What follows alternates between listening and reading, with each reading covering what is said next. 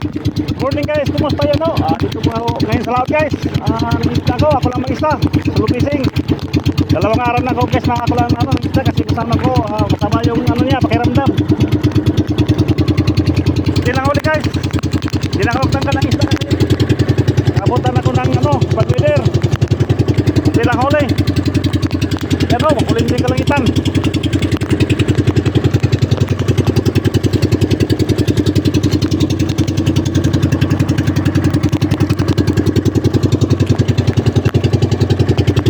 Wala ko kasama guys, ito lang. Luto ko ng ulam guys, paksiw. Paksiwin guys. Almusal. Salam ko yan sa tambos to guys, sabang